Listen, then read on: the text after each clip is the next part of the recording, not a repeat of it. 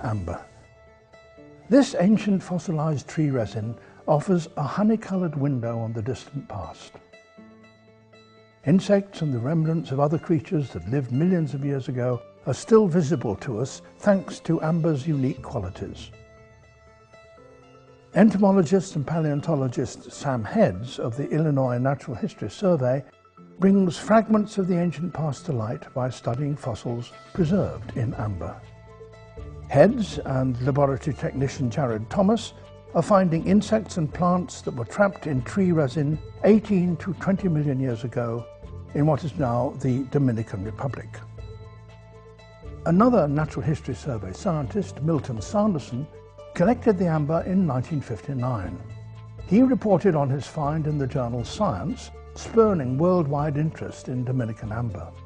Then he stored the amber in buckets at the Natural History Survey, where they remained until Heads discovered them again in 2011. Heads and Thomas are screening every bit of Sanderson's amber, 160 pounds of it in all. When they're done, the collection will be the largest and most complete Dominican amber collection in the world. There are a number of Dominican amber collections in different museums and institutions around the world.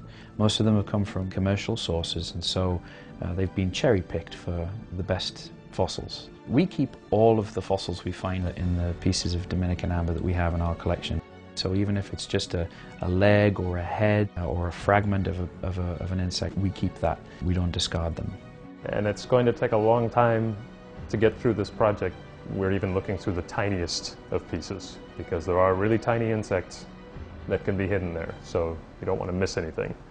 The specimens offer new insights into the lives of those creatures unfortunate enough to have been engulfed in resin. We've come across a baffling array of different insects in the Milton Sanderson collection. We've come across everything from beetles right the way through to ants. The gull midge is one of my favorites. Fungus gnats. Stingless bee, which is the Proplebia. Mosquitoes. Azteca ants. Spiders. 2 mating flies. We've found plant remains, we've found flowers, we even have a few mammal hairs. So we have lots and lots of different fossils in the collection so far, and we're less than 1% of the way through the collection. So. Heads also found the fossil of a pygmy locust, a notable specimen that is the first recorded Dominican amber fossil of its kind.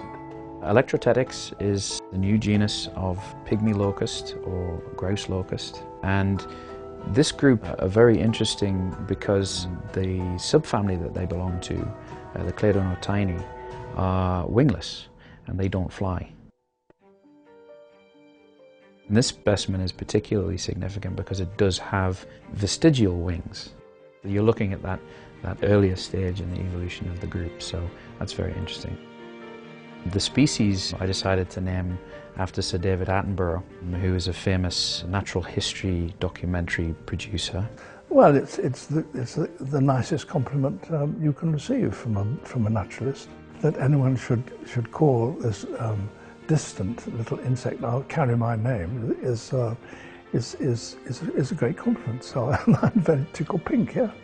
This particular one, Electrotetyx, it shows you that that family has been evolving 30 million years ago, or wherever you date it. It had wings, and today all the members of the family have none, so they've lost it. The pygmy locusts, the gnats and spiders, the crickets and midges and flies are only the beginning of a long process of discovery at the Natural History Survey in Illinois. The findings from the Dominican amber collection will be shared with other scientists and with the public thanks to a National Science Foundation grant. For Heads and Thomas, the effort opens a new window on an ancient alien world, one that always spurs a sense of wonder. Now that I'm processing it, I'm the first human to ever see anything that's contained inside the piece of amber.